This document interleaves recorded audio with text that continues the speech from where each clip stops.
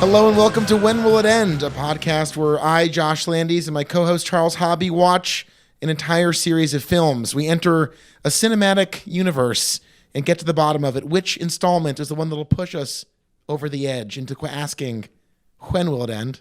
I like that. That was cool. We're like, When will we're it end? learning. We're learning in front of you. We're learning what we're doing. It's important work we're doing. Well, here, this is different though. Because we're now in where we watched the entire series, but we learned that Shrek had more to offer. Right, so we've watched the 4 core films in the Shrek series. Now we're going off into other full-length features, a distinction we will get into why we're drawing attention to that. We're starting off with one of the two, I guess only the only other 2 full-length What's the other one? productions. What the fuck are you talking Shrek about? the Musical, our next episode. I mean, is that a standalone movie? I want to give it credit for being a standalone full-length production. Okay. We haven't seen it yet, though. A Shrek-related entity. We haven't seen it. We haven't seen it yet. That's next on the docket. Today we're talking about... It's exciting stuff. It is very exciting. I don't want to futz around here. We watched Puss in Boots. All right. Yeah. So you mentioned the core films. Shrek. Shrek 2. Shrek 2. Shrek the Third. You got it this time. I love that. Shrek Forever After. I just got that pun like... Really? I mean, not just now, but after we recorded it, the episode. I never even thought Shrek 4. That's dispiriting to find out. Yeah. I I wish think you hadn't maybe told me. because it went to the third, so I wasn't really thinking numbers anymore. Shrek the Third is still a number. Third is a number. It's not a number. It's essentially like an adjectival number? It's a reference to a numerological system. Sure. So it's in the numbers universe. But it's spelled wrong. Well, it's spelled third. It's spelled correctly. But 3's spelled differently. So I wasn't really thinking 4 anymore. I was thinking perhaps a 4th. I would say this definitely pales in comparison to potential Where Will It End candidate Fast and the Furious series for sheer titular creativeness in working in numbers. I liked them. Shrek the Third, Shrek Forever After. I didn't get the joke. Now I get the joke, and I really like it. I think I might have been much more appreciative of the film had I known that the joke was there. Would Shrek 6 be Shrek 6 or Shrek the Sixth? Or neither. Probably something fun like Shrek Sex. I mean, that's certainly, I would watch that. Shrek Sex? Shrek Sex. We should... what happened to 5? In the eventuality that, like the rest of the podcasting world, we branch off into a incredibly time-consuming Patreon world, we should watch Shrek porn and try to see how well it captures the realm of Shrek as we've come to know it. Sure. Well, that's what we're exploring. We're exploring the Shrekiverse, what was created in 1, what was continued in 2 and 3 and 4. And if you haven't listened yet, I suggest going back to the beginning. We left the first 4 movies loving Shrek the Third, directed by Chris Miller. Yeah. With Shrek the Second, Shrek, and Shrek Forever After in succession after that. So we didn't realize this going into the 5th Shrek film, Puss in Boots. It's Chris Miller. It's our guy Chris from Shrek the Third. Sure. And what worked about Shrek the Third is that of all of the movies, it grappled with its own weird mythos and self-awareness, I think, in the most brilliant, fun, entertaining way. Yeah. Like from the dream sequences to flashbacks to just like having this plot that was so elastic and entertaining. It felt like the most fun that we had in the Shrek world was Shrek the Third. So a lot of this centers on a basic question, and I don't know how you feel about this. I have some inkling.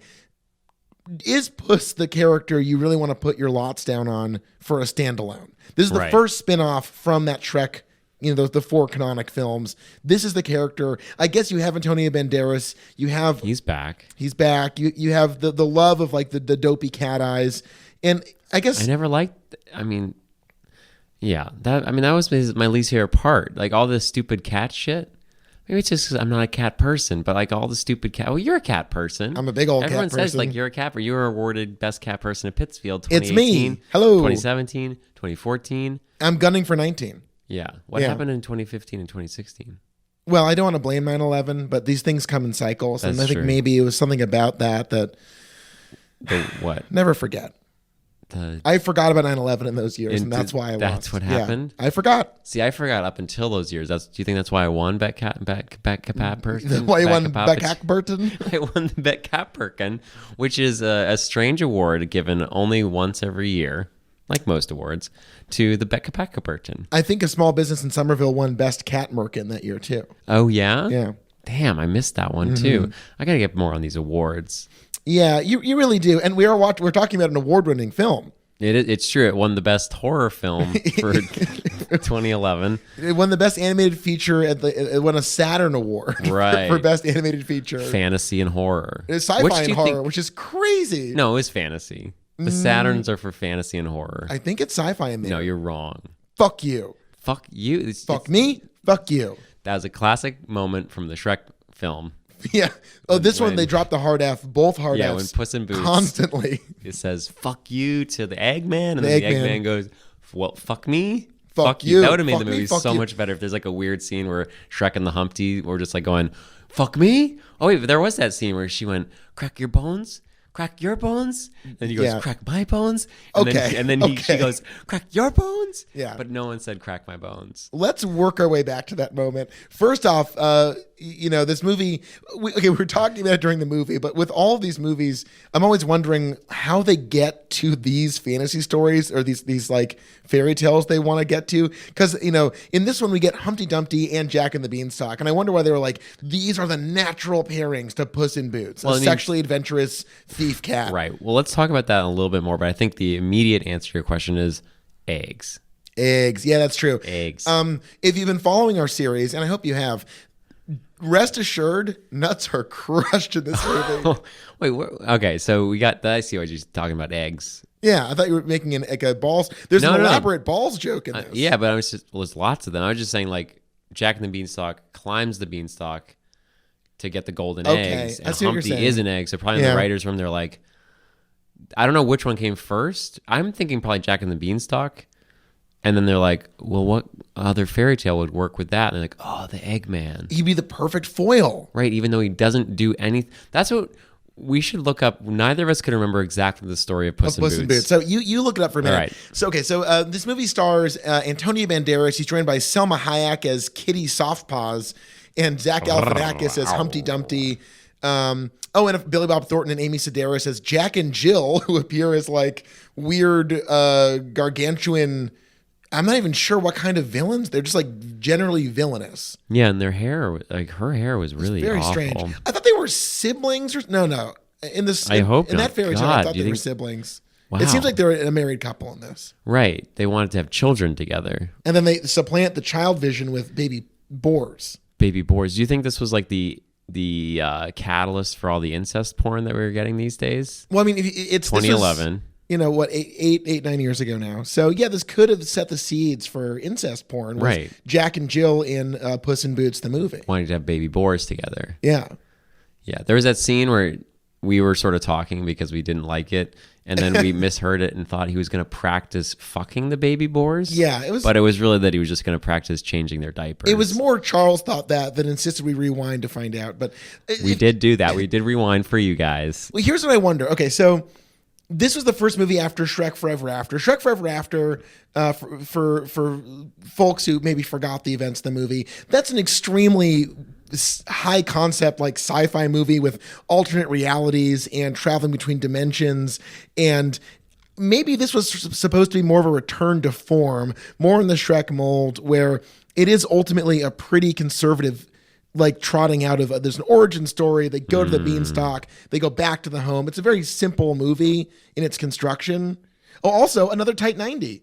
Yeah, but this felt like a lot longer. So one thing, I mean, we can talk about that quickly. Like I felt like all the movies, they were 90. They felt like a tight 90, and they didn't feel like they didn't really rush. Even the third one, which was like the most haphazard, maybe was like joyfully haphazard, right? I didn't feel like they cut anything out to get to these places. They just sort of, it was a weird plot, but I think it all worked. This one, I think in the third, just to go back to it for a minute, because I liked what you were saying there. I think they used the elasticity of the plot really beautifully, where things just sort of happen at their own pace. This one, very quickly, there's a lot of weird filler, like a lot of action sequences. There's a dance fight that sucks. There's like a lot of just stuff happening, and it's not exciting. This movie just starts very abruptly, it feels like, and I almost forgot why we were even watching it. It's so... For the podcast. Oh, that's right. For the podcast. Well, I was saying I miss Shrek, and you were like, I don't miss Shrek. Right. Because we agree Shrek kind of loses his edge over the course of the sucks. series. But I think without Shrek, without that core character, this did feel like completely off on its own. And Can I butt in and just negate Please. you and tell you that you're wrong? okay, yes, We're not missing a Shrek here. We're missing a donkey. we're missing a donkey. You know what is lovely about the third and fourth Shrek films is that like Gimli Legolas friendship that we have between a cat and a donkey. And that's like, it could have been more in the third and fourth movies, but that's like what really made them as characters, especially when they swap bodies in a little Freaky Friday. Yeah. So like, why didn't they just have a donkey in this movie? And then they, perhaps, I guess it's because it's a prequel. This is all supposed to take place before the events of the Shrek films. I could not figure out. But for I the don't life know of me. Yeah. because they didn't reference anything. This is we're asking when will it end? This was the first one. Yeah. Like this doesn't even start. Like I have no relationship to the Shrek franchise, the Shrekiverse that I've come to love and want. Like I literally had Shrek dreams, and they were good dreams. They weren't nightmares. They were good dreams. I was with my buds. To ask the obvious question, Yeah. were any of them of an erotic nature? No. Okay. They were wholesome. They were beautiful. Yeah. I don't remember them because it was a little while ago, but I do remember waking up like missing my Shrek friends. I missed the green motif in this movie. This movie's a lot of like, it felt like they were really going for a mixture of like oh, here's my hot take. Puss in Boots is really a Western. Right. What was that?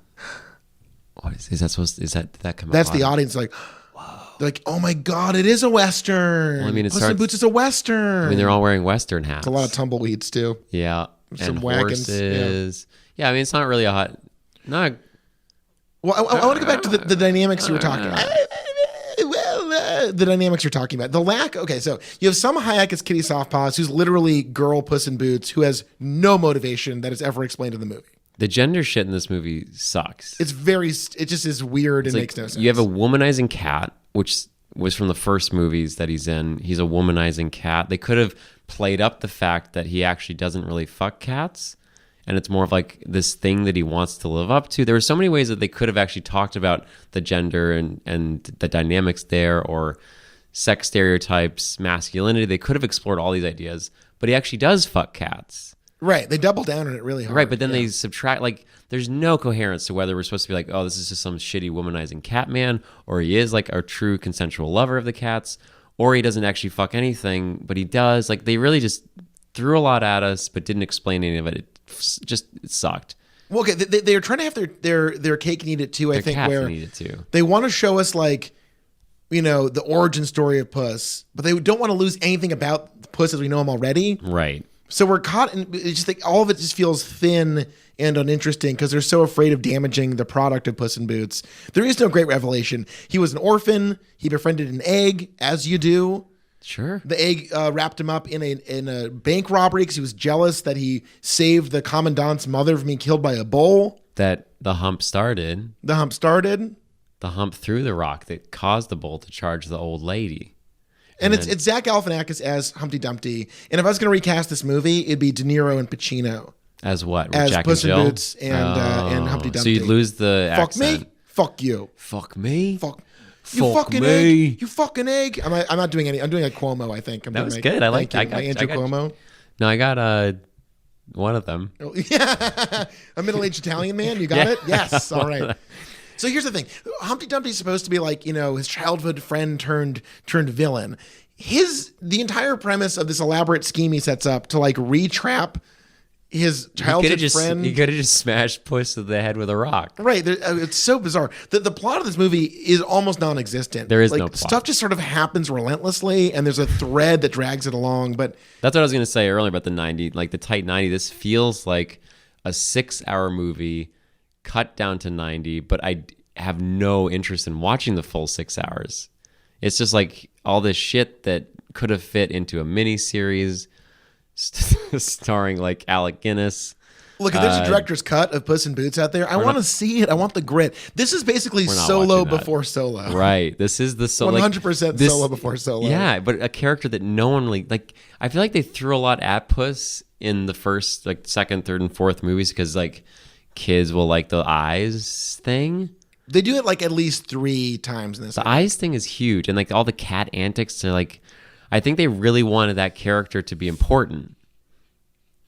And what are you drinking there? I'm drinking a vintage seltzer. What is vintage seltzer? It's that you can get them at Walmart. And they're 70 cents, and the carbonation is very tight. They're It's very intense? Small bubbles. Yeah.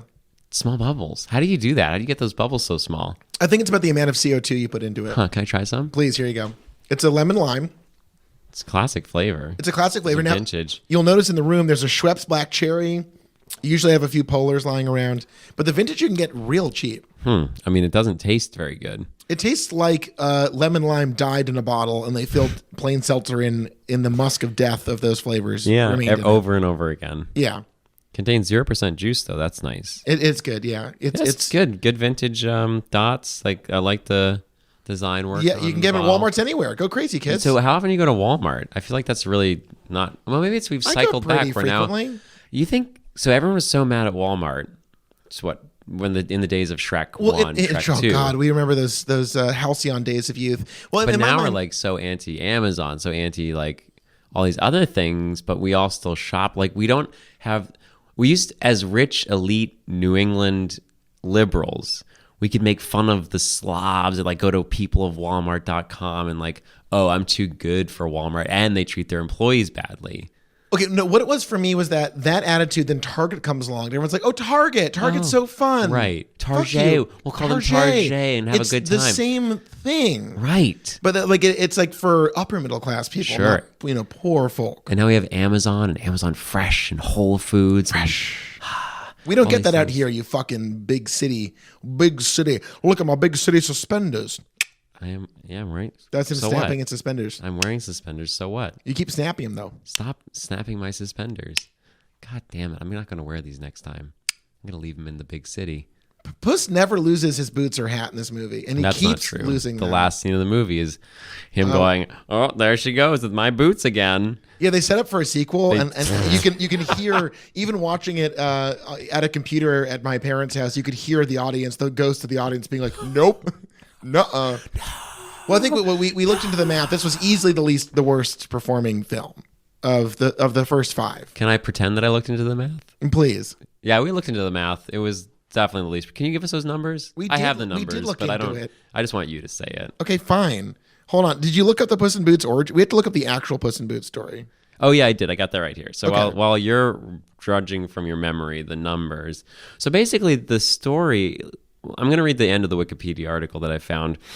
You found you discovered the Wikipedia. I did. article. I'm an archaeologist and an adventurer on the internet. Amazing. The tale is followed immediately by 2 morals. So this is what we're supposed to learn from the Puss in Boots story. You didn't say what the story is. No, I though. think it's smart and interesting to start with what we're supposed to learn because ultimately the tell plot. us what the actual story is. I don't care about plot. I Tell care us about what the morals. plot is. I want to see how they extrapolate this from that. Okay, so do you want me to just read the entire plot section from the Wikipedia page that I Just discovered? synopsize it using the skills you learned at Hampshire College, where your don't undergraduate mention degree is that. from. Don't Okay. mention that. Okay, so there's a cat who bags a rabbit in a forest, and he pretends to be the Marquis of Carabas. Do you remember that? That's very much strikes a memory. Oh, the Marquis of Carabas, of course. Yeah. One day, the king decides to take a drive with his daughter, and the cat persuades the master to remove his clothes and enter the river where the carriage passes. Not sure how he does that. We should probably listen to the whole story. Anyway, the cat meets an ogre. Interesting. The cat meets an ogre. Okay. So there's Shrek. Shrek All makes right. it into the Marquis of Carabas story. The cat enjoys life as a great lord who runs after mice only for his own amusement. And here are the morals we're supposed to learn from the story. 1 stresses the importance of possessing industry and savoir-faire, both French words, Very good, very good. And yet they have him as Spanish in this movie. while the other extols the virtues of dress, countenance, and youth to win the heart of a princess. So the Pretty romantic, useless story. Yeah, I wasn't- I didn't literal care. romance Yeah. novel So, about a cat. I So he would was a fucker. Adjust my statement from earlier. Puss in Boots was the worst domestic performing, but the 4th best worldwide. It beat out Shrek, the original, Of course it did. with over $500 million. Excuse me. Okay, so yeah, bad. It wasn't. No one gave a shit, and I think that's what we learn is that when you're watching a series, to do a spin-off, you have to actually have like cared about the character that's getting the spin-off treatment. And I don't think Puss ever got more than like a marketing gimmick.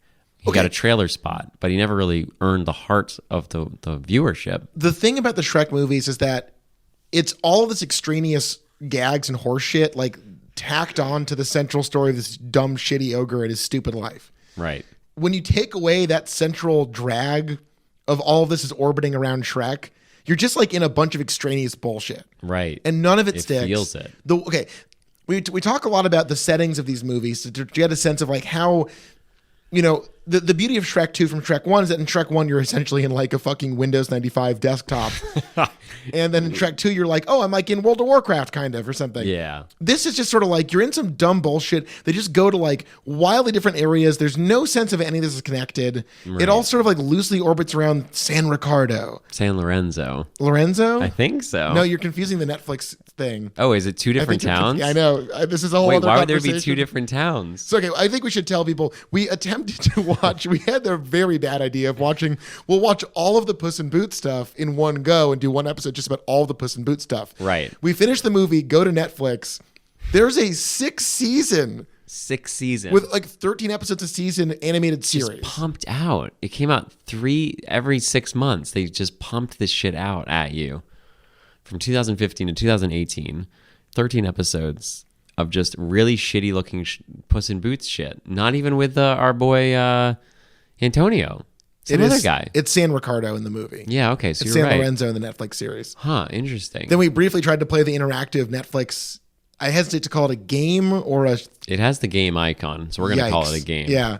Basically, you just sort of choose between random, horrifying, schizophrenic blasts of things screaming at you. It's just for kids. I'm not trying to sound like a weird, old, insane person, but like at 28, I found that show was not really for me.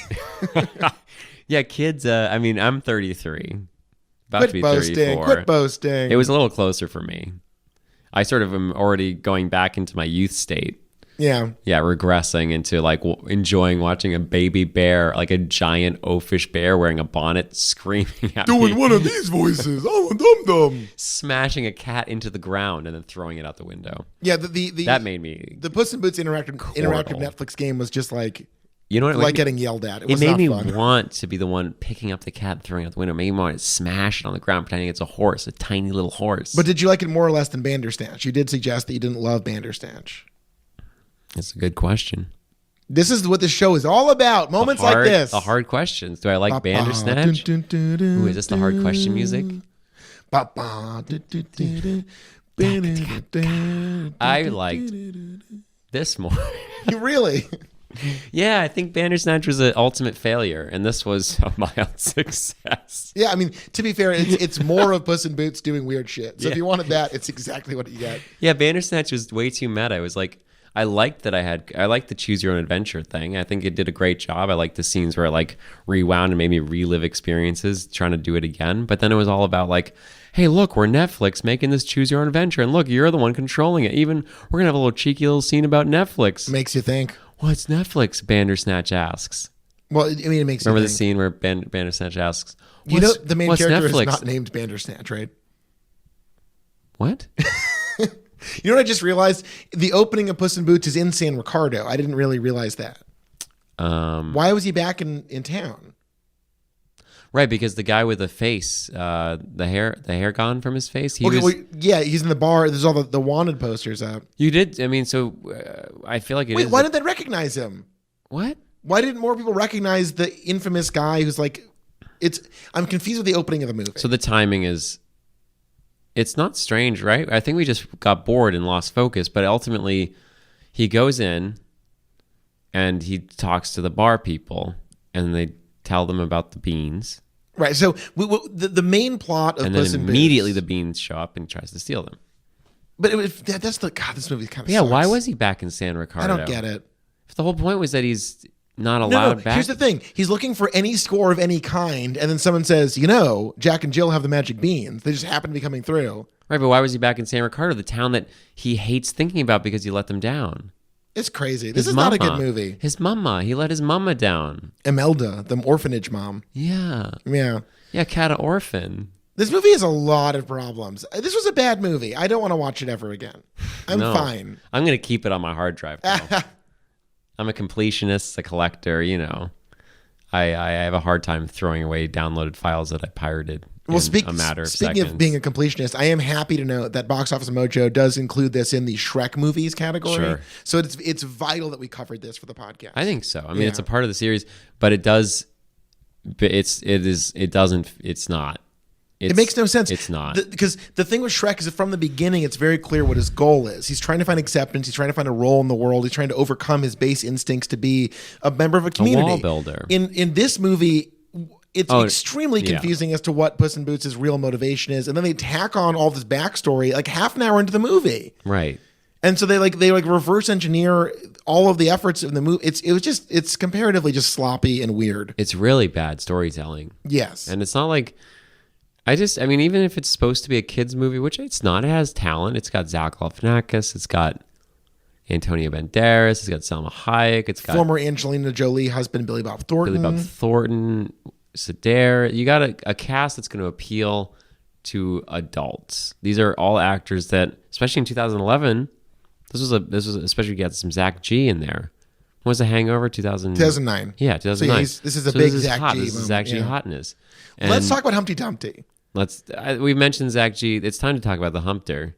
We had a lot of complaints about Rumpelstiltskin in Shrek Forever After. We did. He, as a villain, Lord Farquaad is great. You have John Lithgow, the ultimate dumb asshole guy, playing a beautiful dumb asshole. Shrek 2, Fairy Godmother, loved it. Shrek the Third, everything going on in that was just a treat pretty much, except for the high school stuff, which we talked about. We talked about that. But no, and also go back to Shrek 2, we had the dad who's sort of a villain. John Cleese, great. Yeah. Misunderstood. Rupert Everett is great in Shrek the Third and Shrek 2. So yeah. And then this is it really felt like Rumpelstiltskin 2.0, where he's sort of like an annoying little dweeb. It felt like Rumpelstiltskin beta, 0.3 beta. This was their initial idea for a villain that they scrapped, got Rumpelstiltskin out, and then they we're making a Puss in Boots. Maybe we should just go mine the archives of the shit that we didn't put in a Shrek movie yet.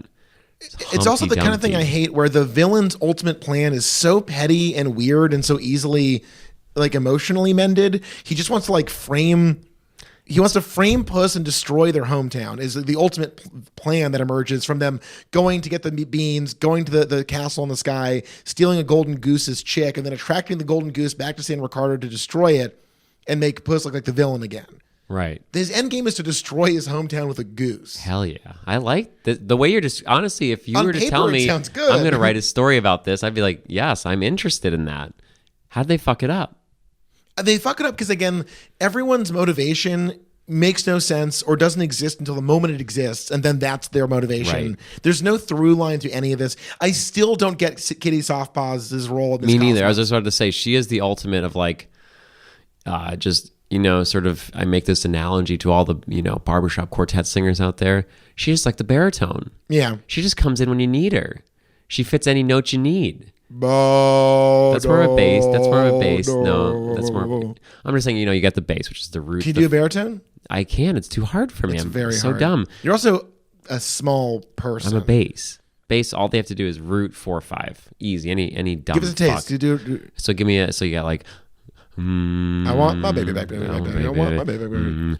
Chili. Then you go Chili's, baby back ribs. Baby back, baby Billy Bob. I want my baby back, baby back. I want my baby back, baby. It's hard to say baby back fast. Baby back, baby back, baby back. And then you have ribs. That's also ribs. So anyway, bass is all 1/4/5. Yeah. Melody's easy because that's just the melody. Sure. That's the lead. Uh-huh. You got the tenor. It's like wee wee wee. Just way up there, but only sings 3 notes. Just up and down, up and a little bit.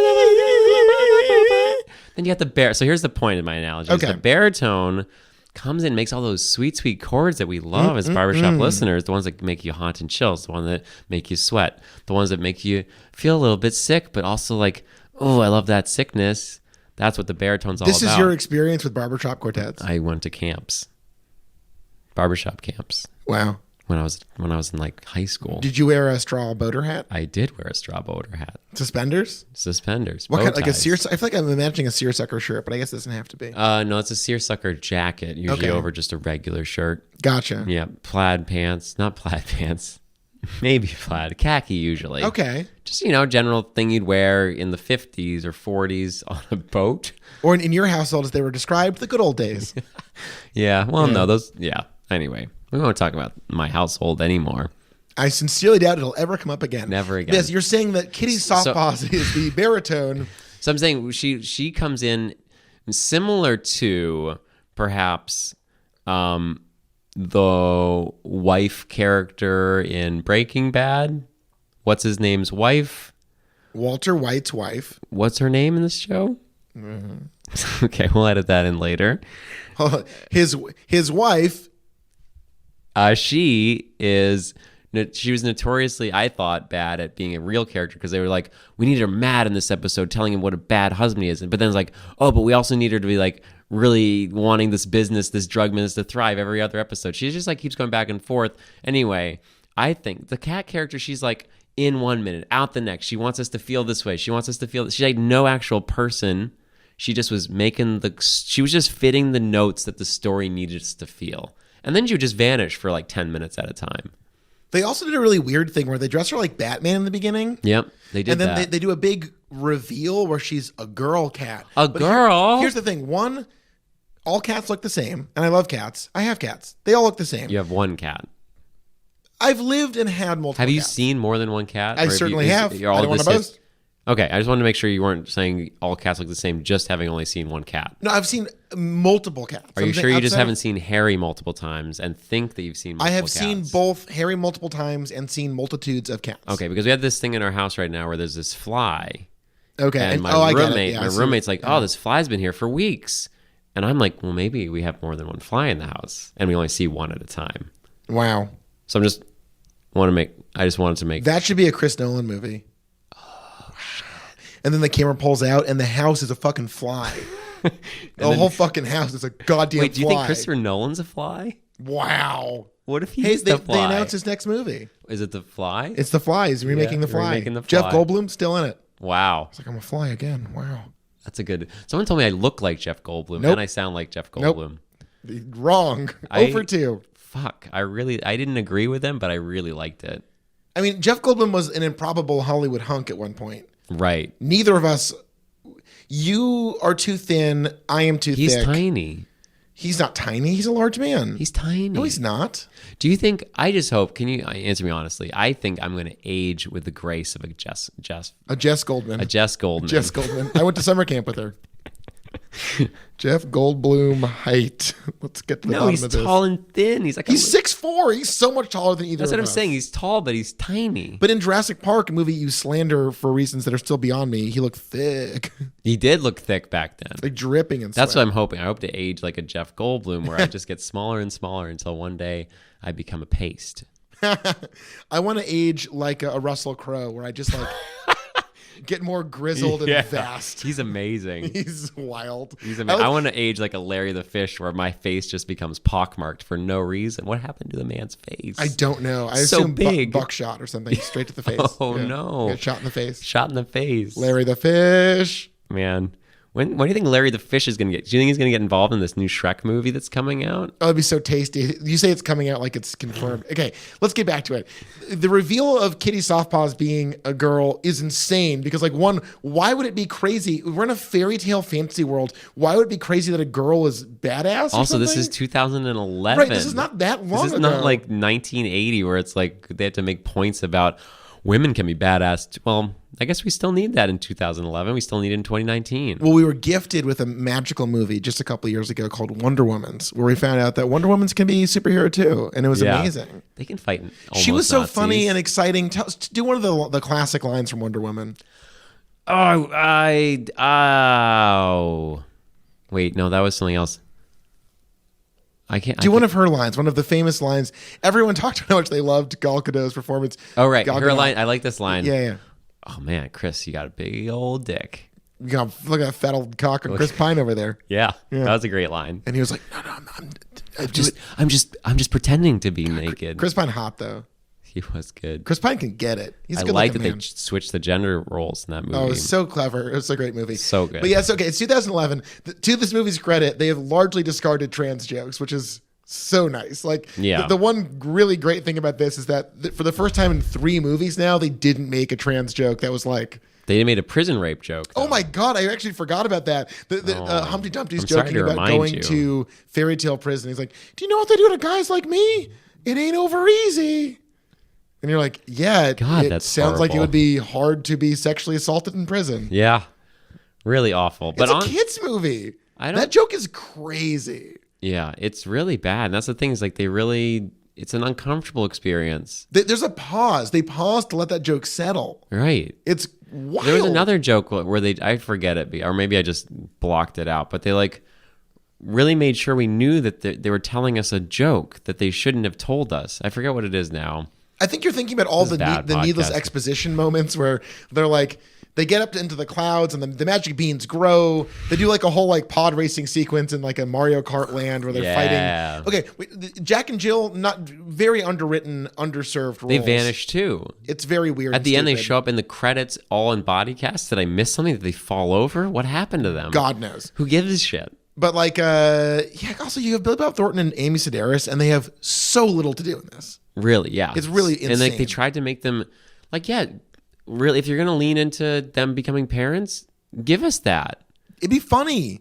They both look really ugly and weird and craggy. Give us a funny, ugly, craggy baby, not like more raising boars as kids jokes. It's not funny. No. Anyways, okay, so they get the beans, they go up into the sky, and they're all talking like helium They're all voices. talking like this. And then they get to the Giant's Oh, castle, boy. and they're inside, and they go, "Wait, our voices are normal again." And they're Wait, like, no, you missed the part where they're like, why are our voices like this? And then one of them goes, because the atmosphere's thin. And then they go inside the castle, and they're like, "Oh, the air pressure is different. We're talking normally again." Oh, yeah. This is, wait, Yeah. why? No, they go, why? Whoa, why are we talking? You're talking normal again. It's like, "Oh, the air pressure is So different." what do you think happened? Why don't know. is that in the movie? There's so much that could have been in the movie. That was what?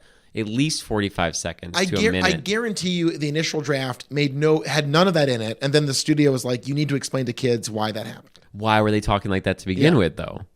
Because they were in the high air pressure. Well, one, that's not how it works. I just wonder what brain decided that they should make them talk like that. It's silly. It's a kid's. That part, I'm not angry about that. It's a kid's movie. What I'm angry about is they're like, "We're talking like this for a reason," and they're like, "And now we're talking normal for another reason." And it's like, what the fuck? This is like in a movie where we're watching an egg and 2 cats climb a magic beanstalk. Why do we have to have like a brief physics lesson about like how air pressure? It's like.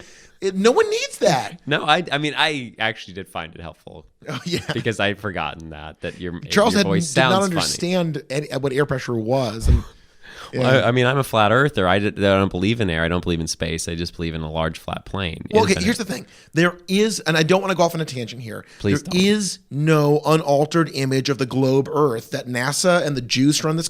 Okay, we'll cut that part. Okay, NASA and the globalists and Globalist, bankers thank you. and elite. Yeah. Wink, wink. Parentheses. Parentheses. Parentheses. You need another parentheses, or No, are you just the three. you're just putting a single parentheses inside? No, parentheses? it's when the alt right wants to out a Jewish person on Twitter. They put parentheses around that. Oh, I didn't know that. Yeah, it's clever. And maybe it's gauche. Maybe at this point I'm talking about an old alt-right trend. Yeah, know, the good old days. The good old days. We live in a magical time. Yes. Anyways, no. So yeah, NASA's a lie. There's no images of Earth. It's a flat It's disc. true. Look it up. It's not complicated. It's Yeah. a disc ringed by an ice wall. There you go. It's a dome above us, and the moon and sun are on Well, tracks. We're not sure about the dome. I think that's what's the Oh, greatest wait, thing you're not about a domer? I'm a domer. Okay, so, but I think that's what's great about our kind is that when we don't know something, we don't pretend to know. Exactly. We don't make up some science I haven't been to bullshit. space. No one's been Okay, to space. we have a space station, and there's no 24-hour video feed from that space station showing the Earth globe rotate. farts. That means it must be a flat Earth. That's a fart. It's a farts. It's a farts. It really is a farts. This movie doesn't really answer a lot of questions about the flat Earth. But it does answer questions about why your voice sounds funny when Yes, you it climb really a does. beanstalk. When you climb a beanstalk. Also, okay, this is another unbelievably weird choice in the movie. They get up to the castle in the sky, and they're like, "Where's the giant?" And they're like, "Oh, he died a while ago. He died. Remember the story? He died." And it's like, why? This is the crazy part of the movie. There's all this dumb bullshit in San Ricardo, which is a very boring place. It's like boring nice place. looking, I guess, but who gives a shit? No, it's boring. They go up to a castle in the sky. Stick with your guns, man. It's boring. It's boring. Thank Shut- you. Thank stupid you. Fucking, it's a boring town. And if you're listening from San Ricardo, I don't give a fuck. You suck. Move. You suck. Move. Yeah, go somewhere else. Okay, they go up to the castle in the sky and they're like, you know what? Let's cut out the giant. Yeah. Let's cut the giant. We don't have enough time to deal with the giant properly.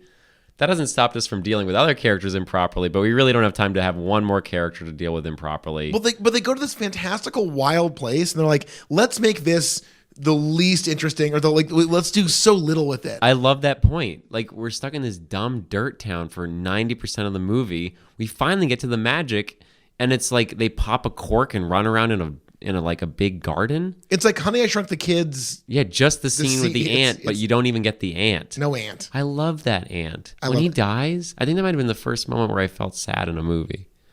For me, it was when I first saw Shoah in grade school. At Hebrew school. Is that the dog one? No, it's the 8-hour long Holocaust documentary. I'm sorry that I thought it was about a dog. Yeah. That just sounds like a dog name, Shoah. Off mic, you do refer to Jews as dogs pretty frequently, so it's not that surprising. I'm just Shoah. You thought a dog named Shoah? Let me give you a tip. If you're listening, don't name your dog Shoah. Can you? I don't know what this is referring to. What's Shoah? It means the Holocaust. Oh, in Hebrew? Yes. Okay, so it's not a dog. Not a dog. Well, it might be a dog. There could be a dog named Shoah. That sounds like a short story. A Yeah. dog named Shoah. God, that would be dark. Yeah. This movie does not get as dark as the film Shoah. Just No. to be very clear. Well, I've learned a lot today. Air pressure. Air pressure. The Holocaust happened. Yeah. The Earth is flat. Yeah, it's been a big day. Yeah, wow. So this movie makes a lot of choices that are so inexplicable. It doubles down on weird shit. Okay, then we were talking about this while watching it. Fresh off of Shrek Forever After, which has a large mean goose in it, they bring back another big goose in it, true. but it's just a goose and it doesn't do very much. So the big mother It goose does comes nothing. to recover the baby goose from San Ricardo and threatens to destroy the town, but does, other than break a bridge, basically, doesn't really do that much. It's really bad. The goose that was like one of the best parts of the fourth one. Yeah, the fucking fucked up goose. Goose was it just cuts like Dutch angles of the goose, like going, "Rah!" That was good. Like, why would they say, let's bring back another goose, but let's make it really boring, a milquetoast goose? Okay, so again, this was directed by Chris Miller, who did Shrek the Third, our favorite of the series, and everything that was like out of the box and gave the whole franchise a fresher breath air. A fresher breath air. A fresh of breath air? A fresher breath air. Or a fresher breath or air? A fresher breath of air. Thank Okay. you. I got it all wrong. Yeah. This is like a very conservative movie, but even when it's given the opportunity to launch off into bigger, weirder things, it pulls back. Yeah. And we're left with like, oh, they're like in a raging river. They're in a forest. They're in the desert. It's just like, it's so flat. You're right.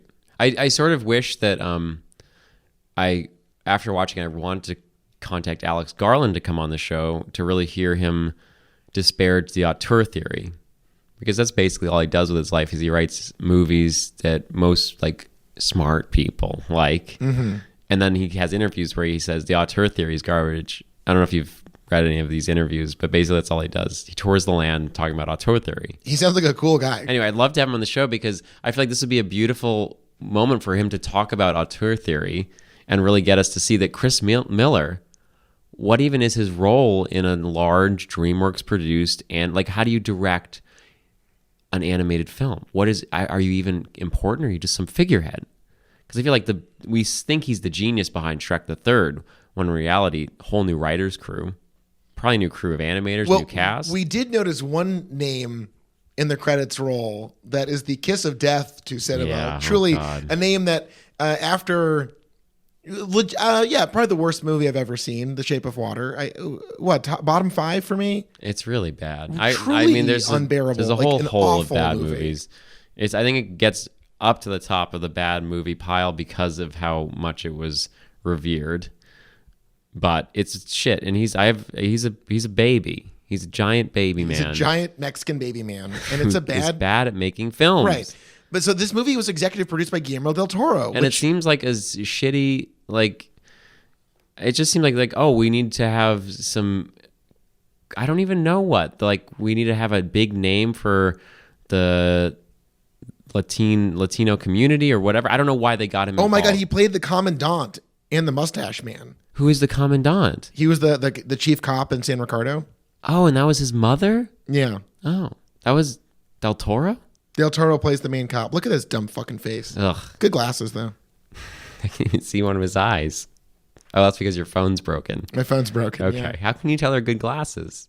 The frames are nice. Your They're phone is tortoiseshell. broken over the glasses. Not there. That's his you moved chin. it up. I can move it. You can move it up. That's cool. Then in 2019, you can move him up. It is nice. Cool.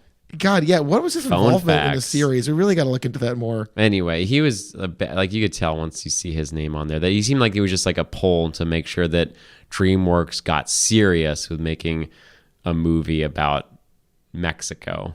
But here's the thing: like, it's such a strange dynamic where, like, believe it or not, in the Shrek canon, their depiction of like the rich ethnic traditions of Puss in Boots are not like.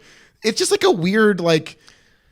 None of this has any like the color scheme is the same colors as Coco. I noticed. I don't know if you noticed that. A lot of the colors they're using like a lot of rich, vibrant pinks and blues and oranges and reds that we would see Pixar use beautifully in Coco, which is a gorgeous movie. Yeah, and that's all about Mexican culture. Right. And that's a very good movie. This movie fucking starts off with, I found a very culturally insensitive joke, which I thought was sort of funny. But then I thought about it, I was like, this is the what? The Festival of Fire and the chicken. And then like made a total mockery of any sort of, festival that a small town would have. But anyway, continue. What was the color scheme that you noticed?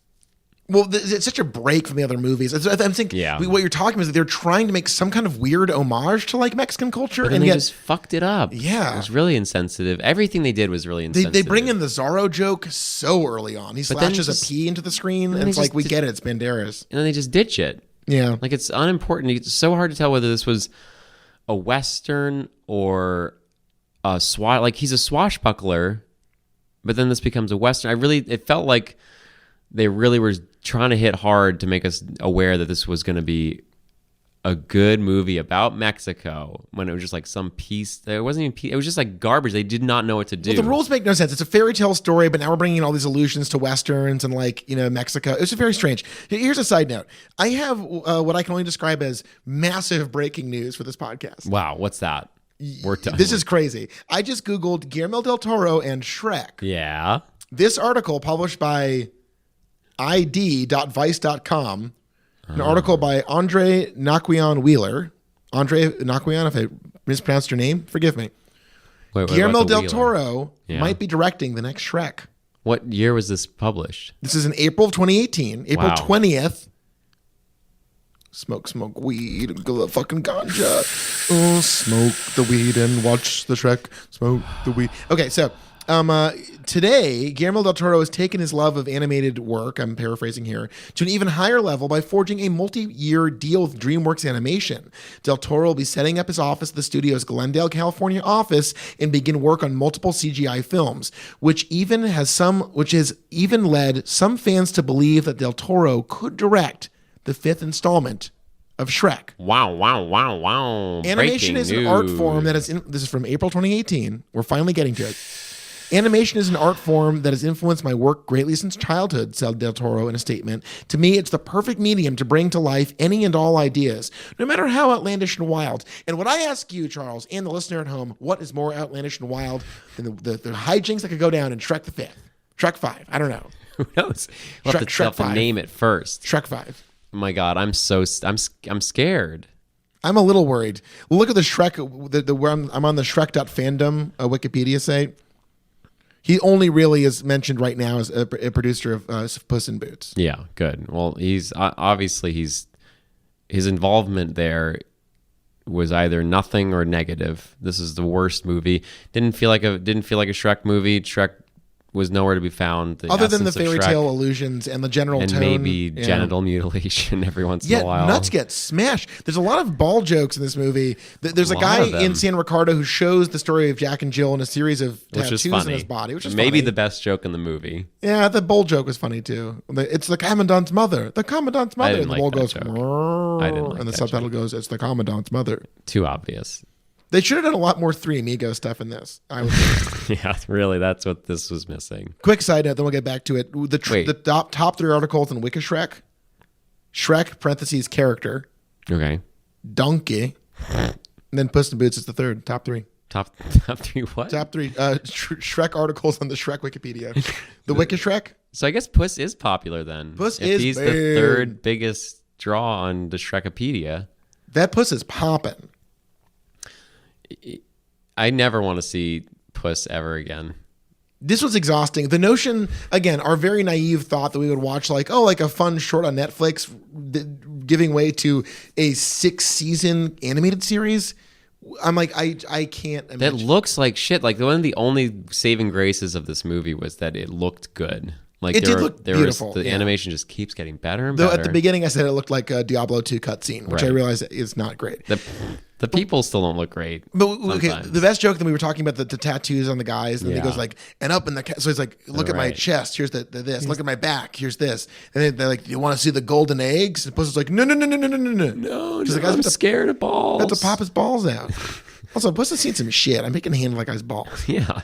Also, I'd say yes if someone was like showing me his tattoos and if someone said I have a tattoo of an egg on my scrotum, I'd be like, yeah, I would like to see that. I genuinely would. Is the joke that does he even have tattoos, or is that just all an elaborate ruse to show his balls to somebody? No, it's tattoos because later in the movie we see him and San Ricardo.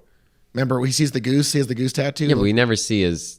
Oh, does he look down at his ball tattoos? He doesn't make any more allusion to the egg tattoo at that point. Well, how is that proof that he had ball tattoos? We have to trust the mustachioed man in the bar, voiced by Guillermo del Toro. Woof. No, I mean, I'm just saying, like, it felt very strange. It didn't. Okay, that was ball joke 1. Right, ball joke 2. Zach Galifianakis wearing a very 2005 American Apparel gold lame hoodie over his egg shape to hide as a golden egg. He's like, you like sort of see his balls in one shot, like in the skin tight outfit. I made you rewind that too because I noticed those balls. Yeah. This is why watching movies with Charles brings things to a whole other level. Right, I point out the balls. And then he's like, it's all itchy down there. And it's like, it's like my balls. And all this. And you missed the part where Puss gets hit in the balls. No, I saw that. Puss gets hit in the balls. Twice. He gets cut in the balls and then hit in the balls. The egg gets hit in the balls. There's like so much nut getting crushed in the series. It's crazy. I guess that's our point. Our point is that you can hit a character as many times in the balls as you want. That's not bringing us back to the Shrekiverse. It's really not. I mean, you can make a character vomit and piss and shit. And there's very little of all of that. But even if that was constant, that's not going to bring us back to the Shrekiverse. That's what the Shrekiverse has. It's not what it is. Yeah. And that's why it's so dispiriting. Because again, like Rumpelstiltskin, like annoying, shitty nerd. And then like Humpty Dumpty, another like weird, vengeful nerd. Yeah. And then like also, we haven't talked about this at all. Looking at Humpty Dumpty, his character design is agony. He looks terrible. It's like, how do you make an egg look worse? It's so bad. Did you ever watch the Thumb movies? Oh, this reminded me very much of the Bob, not Odenkirk, some other guy, another Odin sort of name. He made the Thumb. It was Odin, the god of war, the Norse god of war, thunder, right? I think Odin. He played a lot of the god of hammers. The god of having one eye. Yeah. He had a raven. Anyway, he reminded me of the Thumb movies, which are also very unappealing to watch. In Norse mythology, Odin is the god of wisdom, poetry, war, death, divination, and magic. And hammers. Well, he had a hammer. Okay. That's Thor had the hammer. What are we talking about? Shut Jesus up. Christ. Don't correct me on the show. What if hunky Chris Hemsworth beats us up? Oi, crikey, my character had a bloody hammer, he did. I miss Shrek. I miss Donkey. I never thought I'd hear the day where he said he missed Shrek, but this is I think that's the thing is that he's sort of, we talked about the Fast Furious when we watched the first Shreks. Even though Vin Diesel's becoming boring and Paul Walker's dead, you still need them. You can have all the crazy bullshit, but we need a Dom. We need a Shrek to keep us focused and grounded. Like, this is their movie. The more we talk about it, Dom Toretto and Shrek have a lot in common. They look identical. If you painted Vin Diesel green, you would have Shrek. Why couldn't you paint Shrek? I don't know. I just walked into human colored. Awful. Let's go human colored. Yeah. We'll right, specify exactly. Let's stick to painting Vin green. Well, we'll paint Vin green, and because they're basically all about familia. They think that they were like riding solo, but really it was all about familia. And it's not about birth, like blood family. No, it's a found family story. It's a found family. Classic, an archetype of fiction. Yeah. Yeah. That's a great point. So I love that. That being said, we showed our hands earlier in the episode, but like this absolutely was our when will it end moment. Yeah. If there was another spinoff after this, I would be in grave doubt. Unless it was Gingerbread Man, in which case I would already have bought the DVD. He's best character in the whole thing. Yeah. Like, I wish Gingerbread Man had suddenly just appeared in the cloud so we could hear him with an even higher voice than he usually has. It was so crazy to me that other than Puss, there are no other characters from the Shrekiverse. Why would you do that? Why not have someone pop up and do like a funny cameo?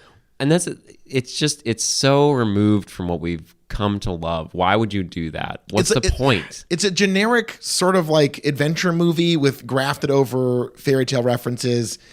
Easily the worst of the movies we've watched so far. And I know that this is the first series we're doing, but I think we're going to come into this a lot. We're going to get to these moments where the series is just sort of trudging along under its own weight, and we're getting to these points where like, well, why did they make this a Shrek movie? Why didn't they just make this a cat movie? They could have just made this a cat movie. They didn't have to have it be in the Shrek universe because it wasn't.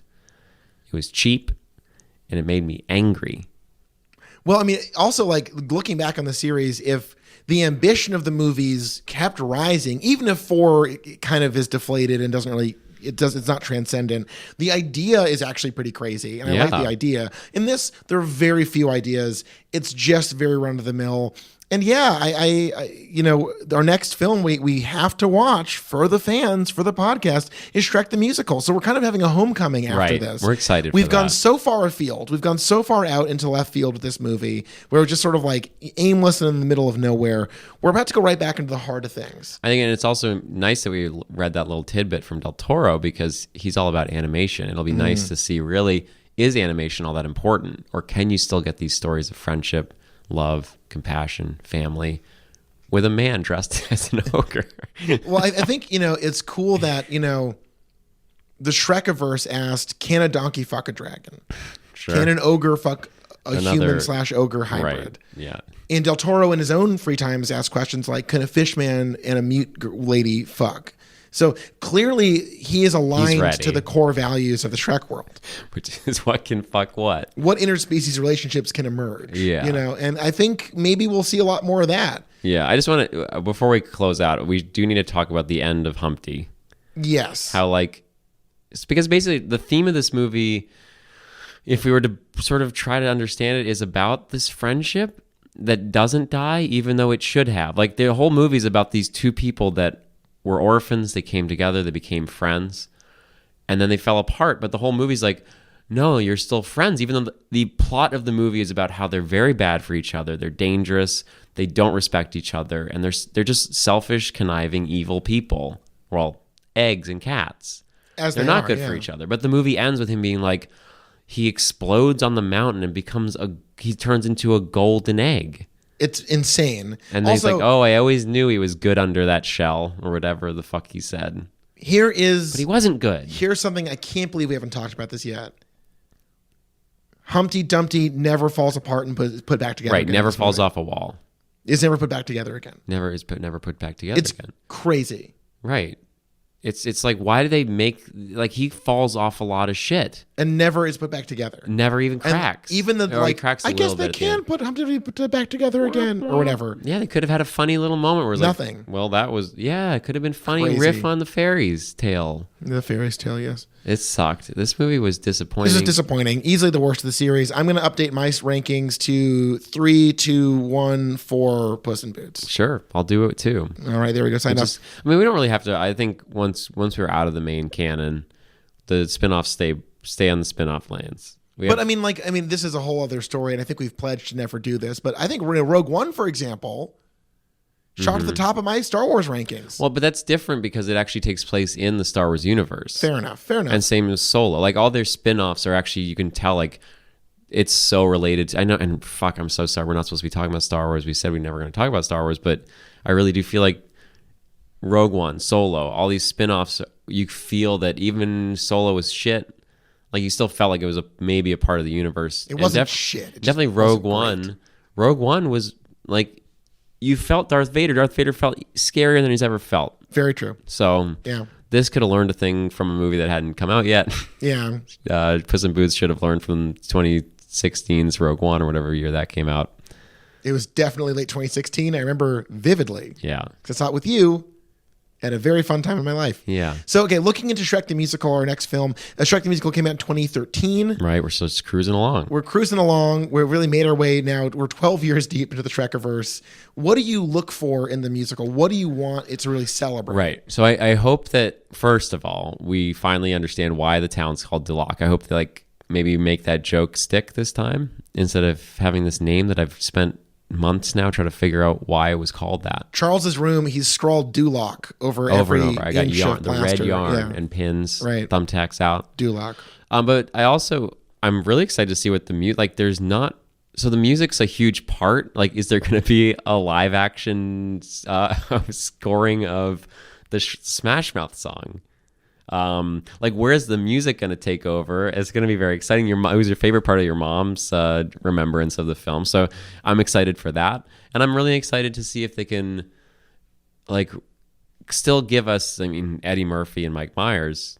That's a combo made in heaven by our Lord God. They're big ogre and donkey hooves to fill. Right. Yeah. In the stage play. Will Eels Guy appear to do a sad indie rock song? Sure. I hope so. What's his name? Doesn't Mark matter. Everett. Yeah, E. Mark E. Everett. Yeah, no, it's just saying E. It goes by E sometimes. I'm just E. But yeah, so I think it'll be fun. I'm also I think it's probably going to be, which is worse, 2001 animation or 2013 stage play cosmetics. So we are also venturing out into a terrifying world where the musical, I believe, shatters the tight 90.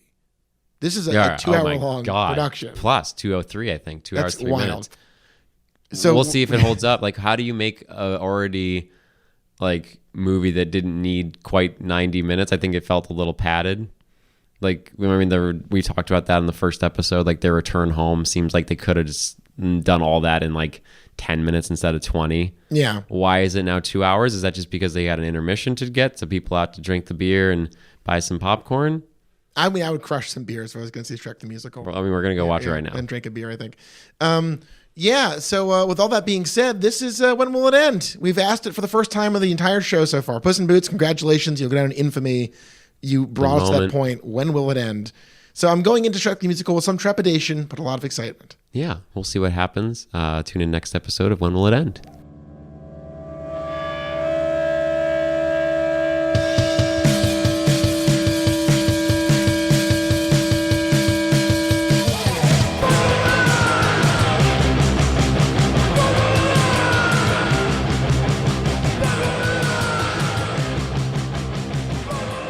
Congratulations. You made it through another episode of a Josh and Charles Productions podcast, produced by Josh Landys, edited by Charles Hobby. Special thanks to Waste Management for the use of their song as ours. If you liked the episode, you can find us on iTunes. Please give us a nice little review and rating there. You can also follow and like us on Instagram, Facebook, and Twitter, all at WWIE Podcast.